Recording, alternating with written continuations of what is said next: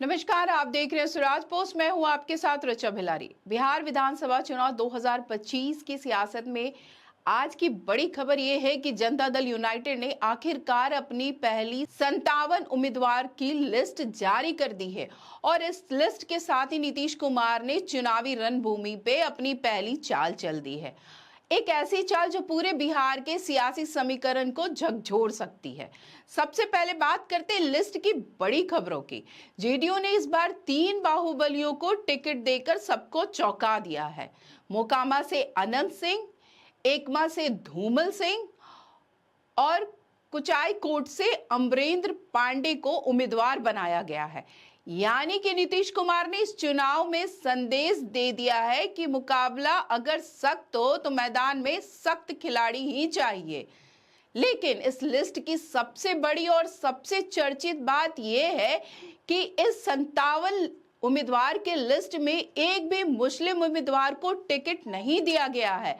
जी हां, नीतीश कुमार की पार्टी ने इस बार अपने पहले चरण की लिस्ट में शून्य मुस्लिम प्रतिनिधित्व देकर सबको हैरान कर दिया और यही बात अब बिहार की राजनीति में सबसे बड़ा मुद्दा बन रही है। यह फैसला साफ संकेत देता है कि जेडीयू इस बार पूरी तरह से एनडीए की राजनीतिक लाइन पर चल रही है। हालांकि ये भी कहा जा रहा है कि नीतीश कुमार अब जातीय और सामाजिक संतुलन की नई गणित पर काम कर रहे हैं। अब जरा आंकड़ों पे नजर डालते हैं। इस लिस्ट में 10 अनुसूचित जाति के उम्मीदवार हैं, 4 महिलाएं मैदान में हैं और 6 मंत्री फिर से चुनावी रेस में शामिल हुए हैं। साथ ही 18 मौजूदा विधायकों को रिपीट किया गया है। 2 विधायकों की टिकट को भी काट दिया गया है। सकरा से आदित्य कुमार और बरबीघा के सुदर्शन कुमार अब लिस्ट से बाहर है।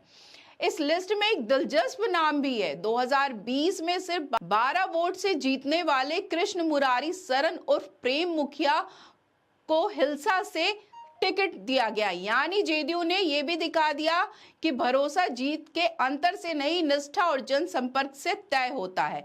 लेकिन लिस्ट का असली धमाका तो तब हुआ जब जेडीयू ने उन 5 सीटों पर अपनी उम्मीदवार उतार दिए जहां दावा चिराग पासवान का था। इनमें से सोनबरसा, अलौली, राजगीर, एकमा और मोरबा शामिल है। यानी अब एनडीए के भीतर भी सीटों की खींचतान और तेज हो गई है।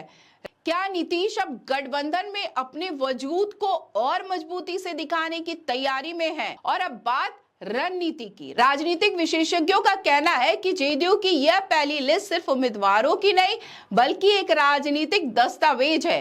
पार्टी ने हर सीट पर क्षेत्रीय समीकरण, जनसंख्या का जातीय संतुलन और स्थानीय मुद्दे की संवेदनशीलता को ध्यान में रखकर उम्मीदवार चुने हैं। इसका मकसद साफ है, स्थानीय मतदाताओं की भावनाओं को छूकर चुनावी बढ़त हासिल करना। विशेषज्ञों का यह भी कहना है कि जेडीयू ने इस लिस्ट के जरिए युवा और अनुभवी नेताओं का संतुलन साधने की कोशिश की है। इसके साथ पार्टी ने पिछड़े वर्गों और दलित समुदाय को पर्याप्त प्रतिनिधि देकर सामाजिक न्याय की अपनी छवि और मजबूत करने की प्रयास किया है। यह रणनीति न सिर्फ जेडीयू के वोट बैंक को मजबूत करेगी बल्कि एनडीए गठबंधन के भीतर उसकी भूमिका को भी निर्णायक बना सकती है। अब चुनावी कैलेंडर की बात करें तो इस बार जेडीयू कुल 101 सीटों पर चुनाव लड़ रही है। राज्य में पहले चरण का मतदान 6 नवंबर को 121 सीटों पे होगा और नतीजा 14 नवंबर को घोषित किया जाएगा। तो कुल मिलाकर जेडीयू की यह पहली लिस्ट नीतीश कुमार की सियासी सोच का खाका पेश करती है। बाहुबलियों पे भरोसा, सामाजिक संतुलन का दावा और एनडीए के अंदर सीटों की सियासत, इन सब ने मिलकर इस लिस्ट को बना दिया है बिहार चुनाव का चर्चित चाल। अब देखना दिलचस्प होगा कि क्या नीतीश कुमार का यह समीकरण उन्हें एक बार फिर सत्ता की कुर्सी तक पहुंचाएगा या विपक्ष इस लिस्ट को ही अपने खिलाफ चुनावी हथियार बना लेगा। तो आज के इस वीडियो में बस इतना ही। आगे की खबरों के लिए देखते रहे स्वराज पोस्ट। अगर आप यूट्यूब देख रहे हैं तो चैनल सब्सक्राइब करें, फेसबुक देख रहे पेज फॉलो करें और हमारा वेबसाइट जरूर विजिट करें। धन्यवाद।